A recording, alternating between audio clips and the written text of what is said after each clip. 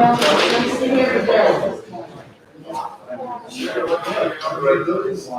Charlie.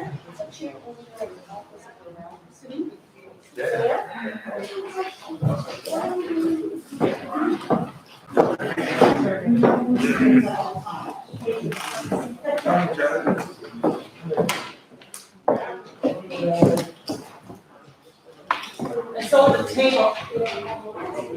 The train table. Fantastic. Yeah, so that's the meter tonight. That's fantastic news. Yeah. Watch your step, Sharon. We're plugging in. Awesome.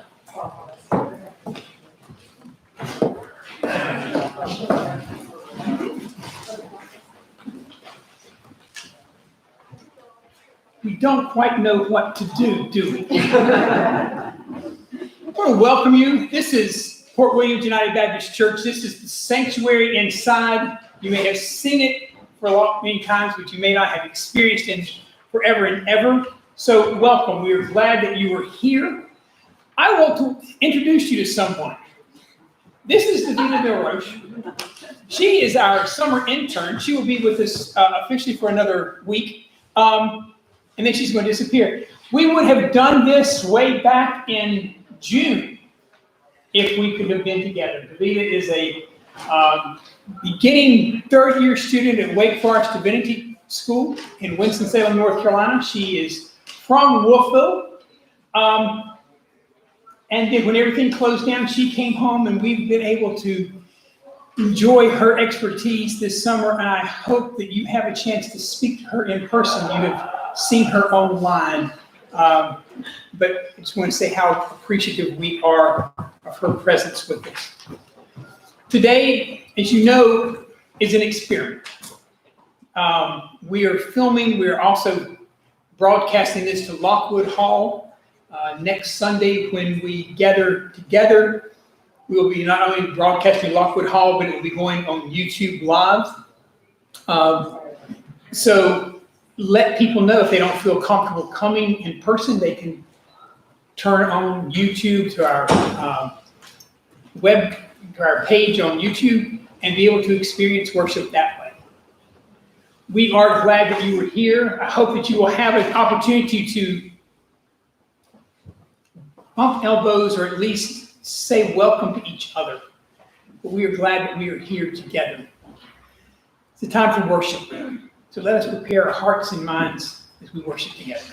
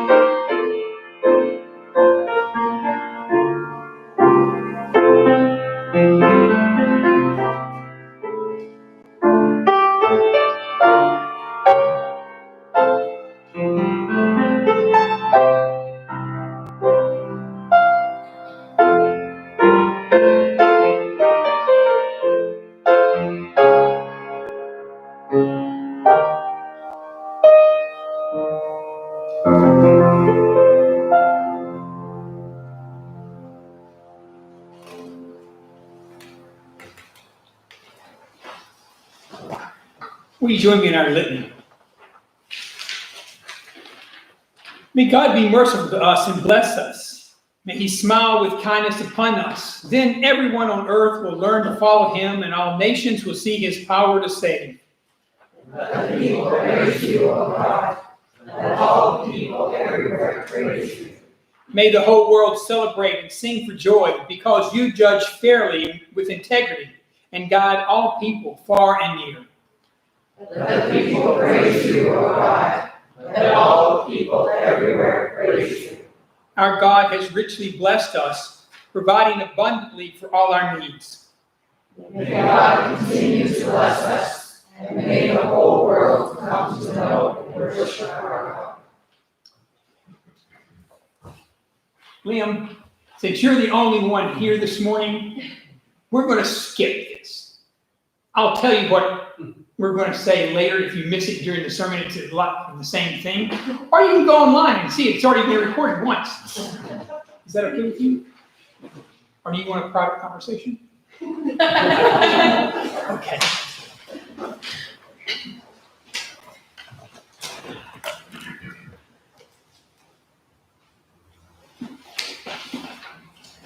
Good morning, everyone. It is so good to see you this morning. Our scripture text this morning is from Exodus chapter 1, starting at the 8th verse. Now a new king arose over Egypt, who did not know Joseph. He said to his people, "Look, the Israelite people are more numerous and more powerful than we. Come, let us deal shrewdly with them, or they will increase, and in the event of war, join our enemies and fight against us and escape from the land." Therefore they set taskmasters over them to oppress them with forced labor. They built supply cities, Pithom and Ramses, for Pharaoh. But the more they were oppressed, the more they multiplied and spread, so that the Egyptians came to dread the Israelites. The Egyptians became ruthless in imposing tasks on the Israelites, and made their lives bitter with hard service in mortar and brick, and in every kind of field labor. They were ruthless in all the tasks that they imposed on them. The king of Egypt said to the Hebrew midwives, one of whom was named Shiphrah and the other Puah, "When you act as midwives to the Hebrew women and see them on the birth stool, if it is a boy, kill him, but if it is a girl, she shall live." But the midwives feared God. They did not do as the king of Egypt commanded them, but they let the boys live. So the king of Egypt summoned. The midwives said to Pharaoh, "Because the Hebrew women are not like the Egyptian women, for they are vigorous and give birth before the midwife comes to them." So God dealt well with the midwives, and the people multiplied and became very strong. And because the midwives feared God, he gave them families. Then Pharaoh commanded all his people, "Every boy that is born to the Hebrews you shall throw into the Nile, but you shall let every girl live." Now a man from the house of Levi went and married a Levite woman. The woman conceived and bore a son. And when she saw that he was a fine baby, she hid him 3 months. When she could hide him no longer, she got a papyrus basket for him and plastered it with bitumen and pitch. She put the child in it and placed it among the reeds on the bank of the river. His sister stood at a distance to see what would happen to him. The daughter of Pharaoh came down to bathe at the river, while her attendants walked beside the river. She saw the basket among the reeds and sent her maid to bring it. When she opened it, she saw the child. He was crying, and she took pity on him. "This must be one of the Hebrews' children," she said. Then his sister said to Pharaoh's daughter, "Shall I go and get you a nurse from the Hebrew women to nurse the child for you?" Pharaoh's daughter said to her, "Yes." So the girl went and called the child's mother. Pharaoh's daughter said to her, "Take this child and nurse it for me, and I will give you your wages." So the woman took the child and nursed it. When the child grew up, she brought him to Pharaoh's daughter, and she took him as her son. She named him Moses, because she said, "I drew him out of the water." This is the word of the Lord. Let us pray.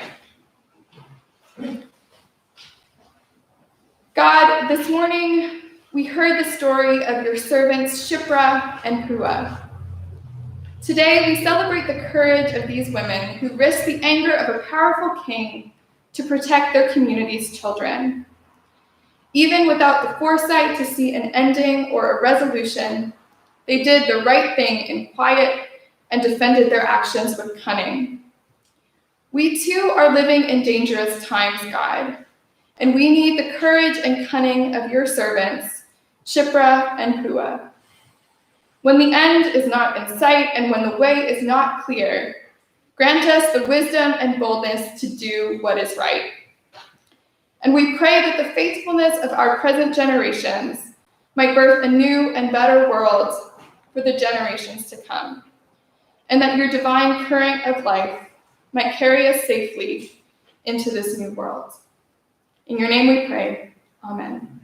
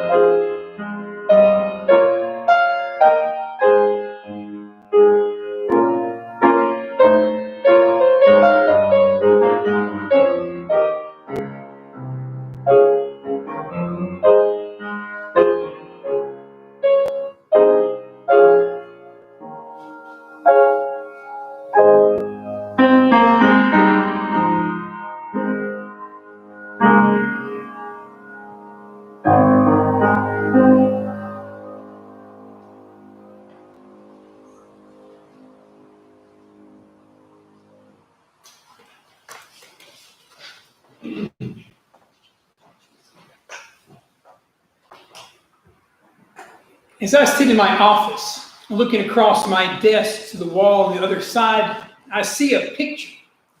It belonged to Ed Chrisman, who was the chaplain at Wake Forest while I was a student there. It's a picture of Dr. Martin Luther King Jr., Baptist preacher, Nobel Peace Prize winner, civil rights activist. I love that picture, and I've gazed on it a lot in these recent days. As the last speaker at the famous March on Washington in 1963 recently passed away. John Lewis grew up in Troy, Alabama, the son of sharecroppers. He was one of the original freedom riders, men and women who got on buses and rode throughout the American South, who were beaten up, got arrested in order to integrate the buses into society in the early 1960s. Later, he became a member of Congress representing the state of Georgia. This past month, when he died, his body lay in state in the rotunda of the Capitol, one of only few Americans ever to be given that honor. In these days, I have looked across my desk and saw King's picture, but it has been Lewis's words that have been echoing in my ears. You see, Lewis was famous for encouraging people, especially young people, to get in trouble.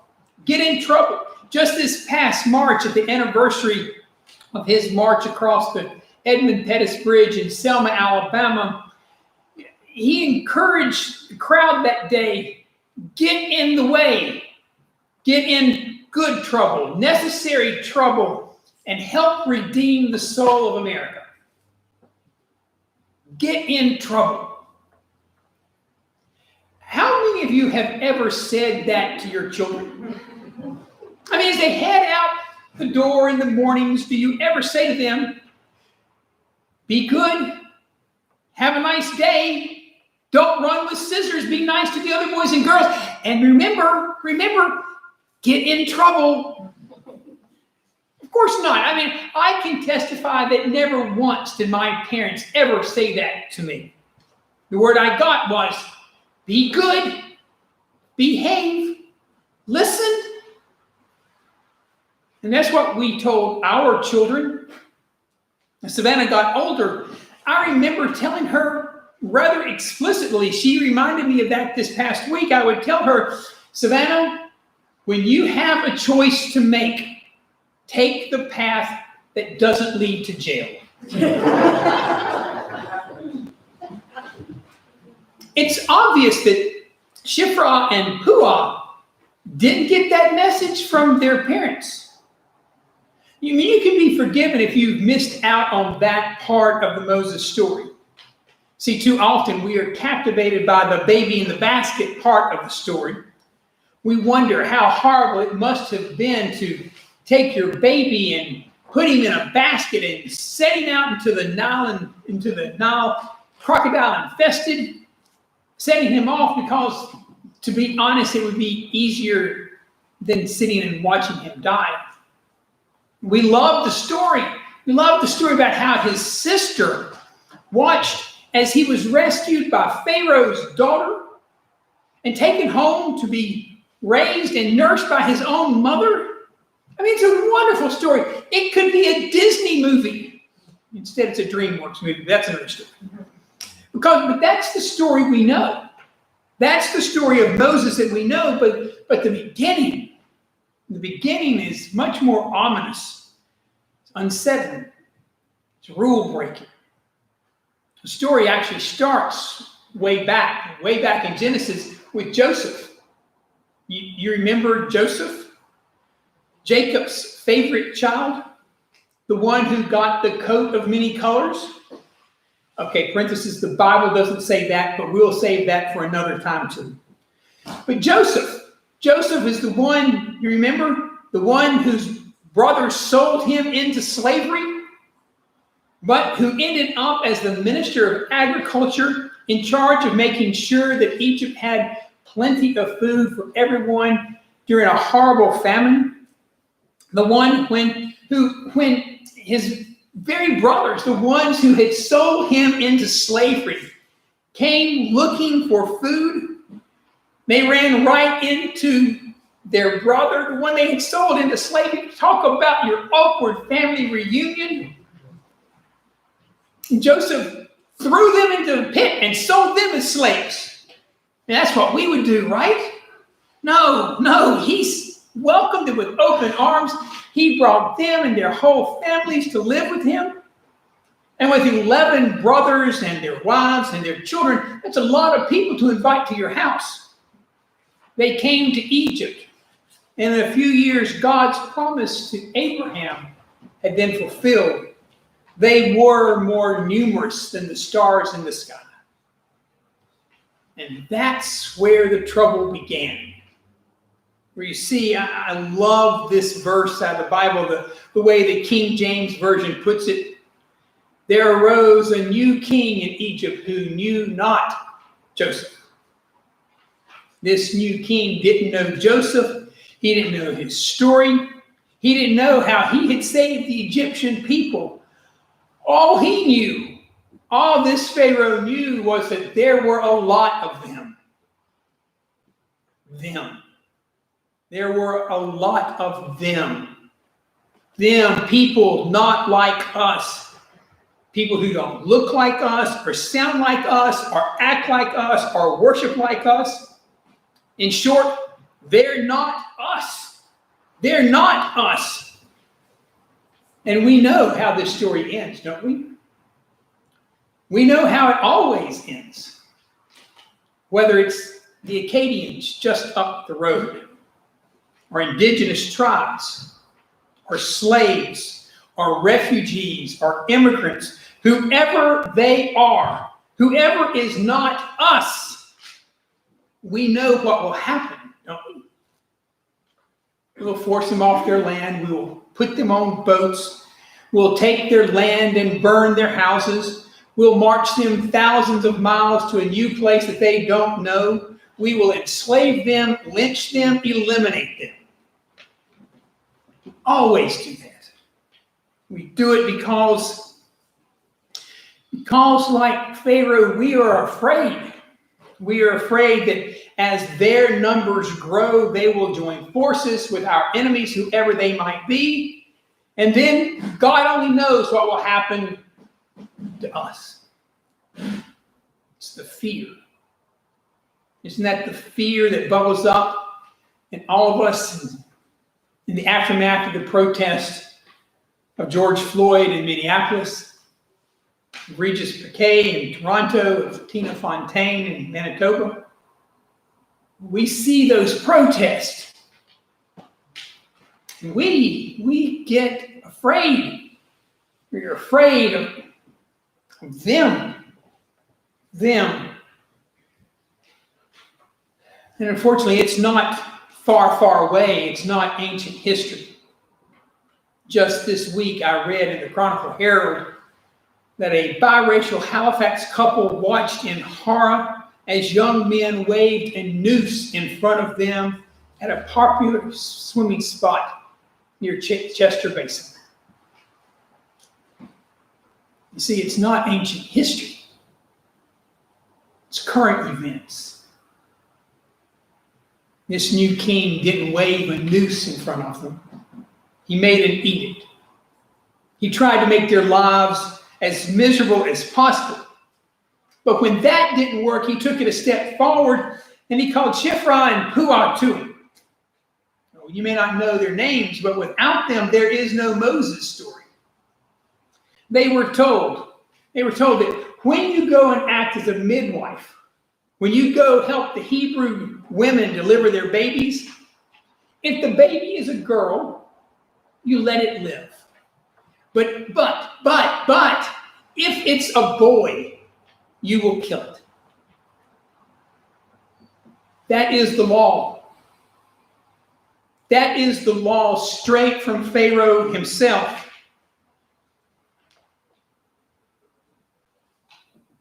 So what do you do? What do you do? I don't know where these women found the fortitude to do the right thing.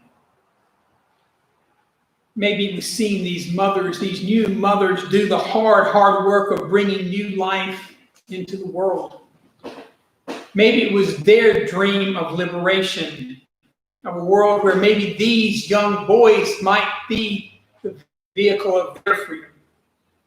Maybe it was a story of their mothers, of the midwives before them, who had taught them how to catch babies. We don't know. I don't know why. But Shiphrah and Puah, after the pushing and the labor and the delivery, they just couldn't do it. They just couldn't follow the law. They refused to be a part of Pharaoh's systematic racist extermination plan. And when they were called before Pharaoh, they came with this outlandish story about how the Hebrew women, they're not like other women. When you go into labor, and before we can even get there, they've given birth, and then they've just gone right on working. They're out in the fields picking the cotton. And what did Pharaoh know about birthing babies? Nothing at all. And with that, these two women disappear from the biblical story. It didn't stop Pharaoh, however. He just devised another plan. he commanded that all Hebrew boys be thrown into the Nile.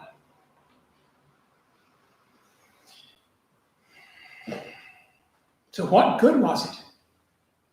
What good did they do? What difference did these two women make? It's a question we ask, isn't it? What difference can I make? What difference can we make? I mean, the problems are so big and I am so insignificant. What difference does it make if I do anything? I've shared the story with you before that Paul Loeb shares about a friend of his who, in the early 1960s, took her two young daughters to a vigil outside the White House to protest nuclear testing. In the early 1960s, nobody was protesting nuclear testing in the early 1960s. Not only that, it was a rainy day, and next to nobody showed up. They stood there, the rain pouring, dripping down their faces, holding their signs, and after a while they went home because they felt frustrated and powerless, and it looked like that day had been nothing but a miserable failure. A few years later, though, this lady was at another march. This one was much larger. Dr. Benjamin Spock, the famous baby doctor, was speaking. And as he spoke, he described how he had come to be involved and care about this issue. He said, a few years ago, I was in Washington, and I saw a small group of women standing in the pouring rain with their children. And I thought, if these women are out there with this cause, it must be important. You never know, do you? You never know. I do. I know the effects of little things by uncommon, unknown people. James Doty was a mousy little man. He owned a store in our hometown. And if you saw him on the streets of Cherryville, North Carolina, he would not have made much of an impression on you, at least not physically. But his influence. You see, Mr. Doty taught the intermediate boys Sunday school class at First Baptist Cherryville. That was grades 5 and 6. Grades 5 and 6 boys, just boys. And as one who has advanced theological degrees, I am correct when I say that James Doty was the worst Sunday school teacher in the history of the church. By far. He was the worst. I mean, every Sunday we would come into this little classroom, we'd sit around in our chairs, and we would read our quarterly. The lessons were in this little book, and we would read it. The lesson we were supposed to have studied the week before, we would sit there and we would read it. Everybody taking a turn to read a paragraph. And then at the end, Mr. Doty would ask us some questions about the lessons we had just read. But the kicker was that the boy who answered the most questions correct got $1. Boys will do anything for $1. It's nothing incredible. I mean, it cost Mr. Doty $1 a week, maybe $52 a year. Nothing. But when I went to the Southern Baptist Theological Seminary in Louisville, Kentucky, I had to take an advanced test for Old Testament. Somehow or other, I had gotten out of Wake Forest University with a major in religion, without taking a single class in Old Testament. But I had to take this advanced Old Testament test at Southern Seminary. And I passed into advanced Old Testament solely because of the stories I had learned in Mr. Doty's Sunday school class. See, sometimes it's the little things you do. It's showing up week after week after week, consistently saying with your actions, children are important. It's standing in the rain for a cause that you believe in. It's marching to say that Black lives matter. It's saying out loud that this church, Port Williams United Baptist Church, is one that welcomes all people into the full life and ministries of this church, regardless of race, ethnicity, creed, class, age, sex, marital status, physical, mental ability, sexual orientation, gender identity, or gender expression. And then going further to making everyone feel welcomed and wanted in this place. There are times we are called to do that, but there are other times when what our calling is to get in trouble, to make people feel uncomfortable. That's what Isabella Bonfrey did. She's an American abolitionist and women's rights activist. You know her, not by that name. You know her by her adopted name, Sojourner Truth. She spoke around the country, even being invited to the White House. And one day after she had given her speech, an old man grumbled out loud to her, "Old woman, do you think your speech about slavery does any good? Why, I don't care any more for you than I do the bite of a flea." That tall, imposing Black woman turned her piercing eyes to him and said, "Perhaps not, but I'll keep you scratching." I'll keep you scratching. In a rather obscure scholarly article in 1976, Laurel Ulrich wrote, "Well-behaved women rarely make history." Today, those words appear on T-shirts and mugs and bumper stickers and greeting cards and all sorts of websites and blogs. I wondered those words need to be written on our hearts. Because you see, it's not the well-behaved men and women who move our world towards God's beloved community. It's those who are willing to shake us out of our lethargy, who challenge the status quo, who are willing at times even to disobey the rules. Rather than sending our daughters off with those words, behave, be good, I wonder if I should have said to them, "Hey, Savannah, today, be like Shifra. Allison, be like Pua." I wonder if I should have quoted to them John Lewis, "Get in the way. Get in good trouble, necessary trouble. Get in trouble and help redeem the soul of our world."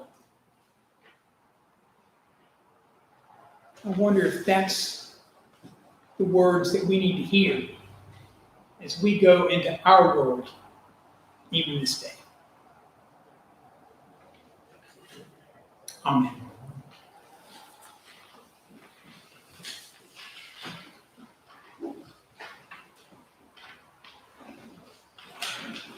I said at the beginning, this is really strange, and at this point we would like to have some music, right? And I put that in there, and I didn't tell Christiane, and you know how that is when I don't tell her. I drop things like this on her. We would sing a hymn. We would pass offering plates, none of which we can do today. The offering plates are at the exits as you leave, and so if that's the way you normally give your offerings, invite you to do that. We are glad that you were here. Like I said, this is a practice. John, how are we going to get out of here?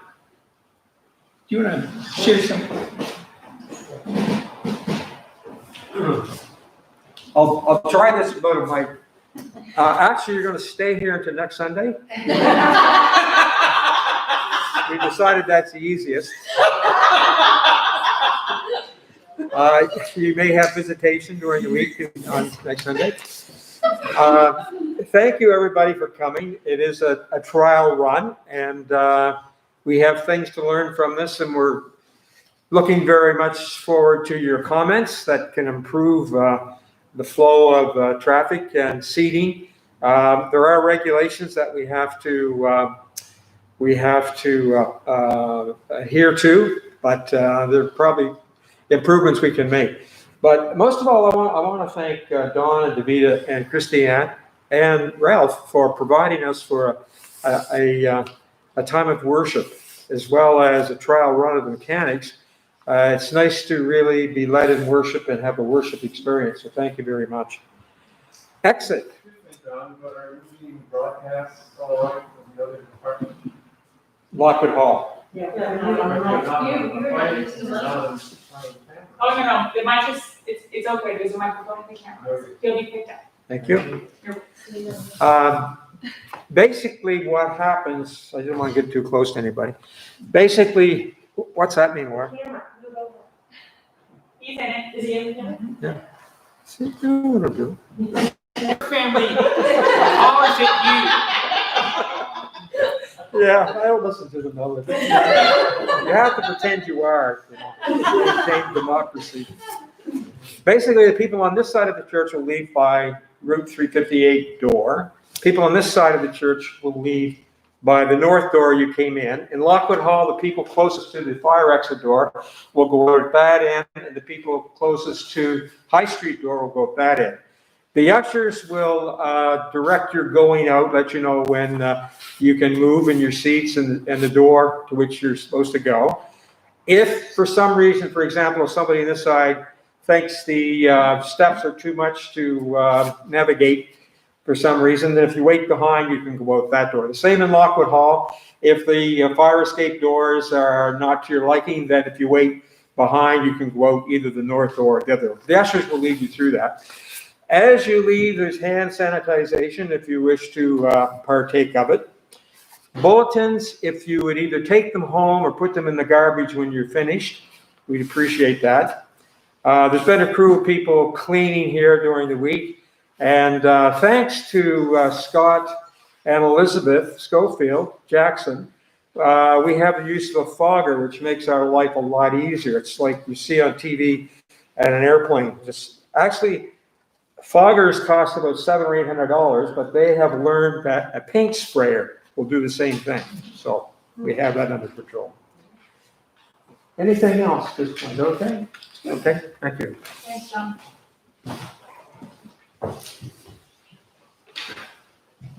I want to say how much, Anita and I were talking about this morning, how much John and Lana and that whole committee of restarting have done to make this possible.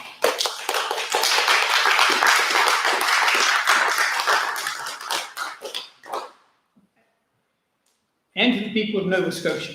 I was at Preacher Camp the other week, and this was a major topic. One of my good friends, Jim Somerville, said, who's at First Baptist Richmond, he said, I've been telling people in our congregation that whenever we get back to church, it's going to be Easter. Meaning that it's going to be a celebration like Easter. Now, he said, but now I'm telling them we might not be back together until Easter. There's no one in our group in the United States who is even thinking about having in-person worship before January. So let's continue wearing our mask and doing the things that we need to do. Today, for our benediction, I want you to join me in reading this. This is a Franciscan benediction that a friend shared with me this past week. It seemed to me to resonate with the spirit of Shipra and Puah. So may we read this together. May God bless you with a restless discomfort about easy answers, half-truths, and superficial relationships, so that you may seek truth boldly and love deep within your heart. May God bless you with holy anger at injustice, oppression, and exploitation of people, so that you may tirelessly work for freedom, and peace among all people. May God bless you with the gift of tears to shed with those who suffer from pain, rejection, starvation, or the loss of all that they cherish, so that you may reach out your hands to comfort them and transform their pain into joy. May God bless you with enough foolishness to believe that you really can make a difference in the world, so that you are able, with God's grace, to do what others claim cannot be done.